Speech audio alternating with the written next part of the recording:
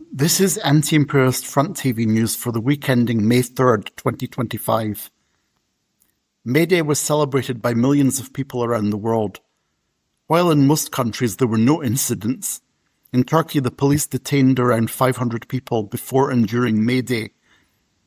The revolutionary groups attempting to enter 1st May Square in Taksim, Istanbul, faced police brutality.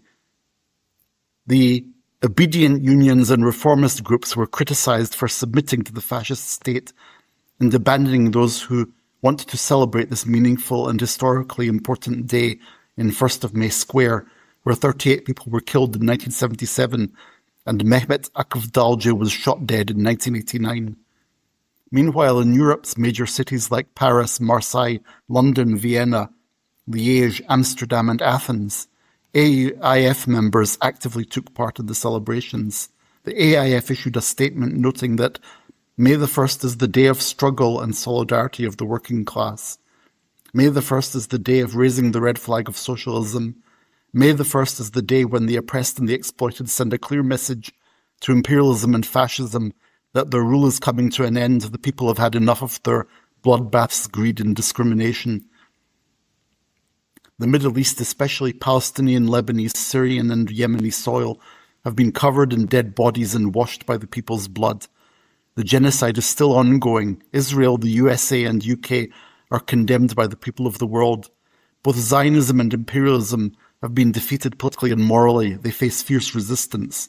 This is the power of the people.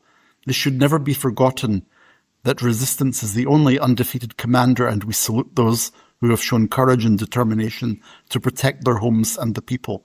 As the Anti-Imperialist Front, we invite all our comrades and friends to get together, establish meaningful ties, put theory and practice together, and defeat the enemy of the peoples of the world. Internationalism is the fraternity of the people. The resistance by 10 revolutionary prisoners in Turkey's isolation-type prisons has gained momentum with increasing support from various countries and organizations.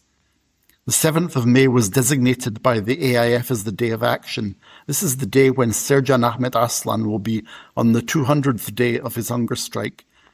The political prisoners like George Abdallah, Irish Revolutionary Republican prisoners, Communist Kononovich brothers from Ukraine, revolutionary prisoners Ihsan Cibelik and Özgül Emre, and political prisoner Andreas Krebs in Germany, political prisoner Dimitris Hatzivassiliadis from Domokos prison in Greece, and of course thousands of revolutionary and political prisoners in Turkey have pledged to participate in the 7th May campaign.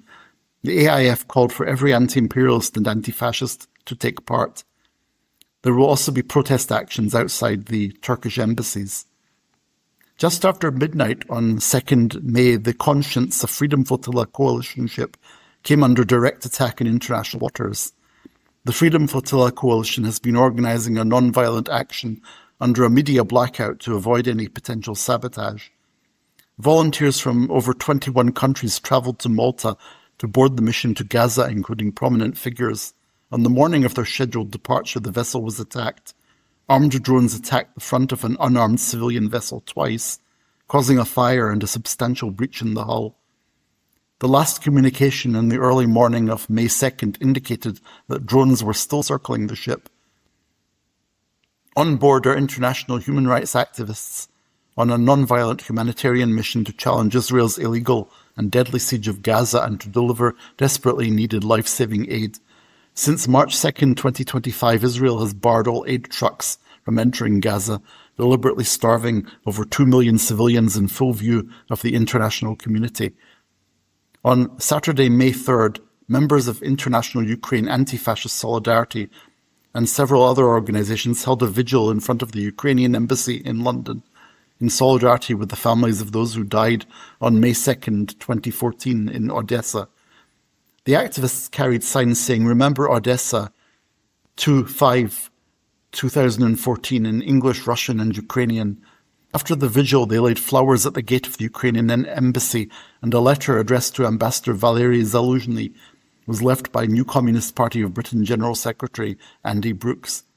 11 years after these tragic events, no one has ever been brought to justice for these crimes, and no independent local or international investigation has ever been held. According to the European Council, an investigation by Ukrainian authorities in November 2015 lacked institutional and practical independence.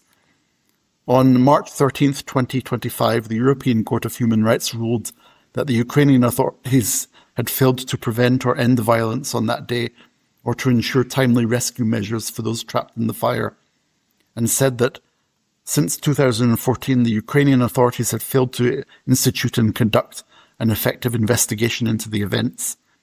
While the ruling was widely covered by the Russian and Ukrainian media, it appears to have been totally ignored by leading Western media sites, including the BBC, Reuters, and CNN. And that is Anti-Imperialist Front TV news for this week. For news outside the mainstream, follow us on social media. See you next week.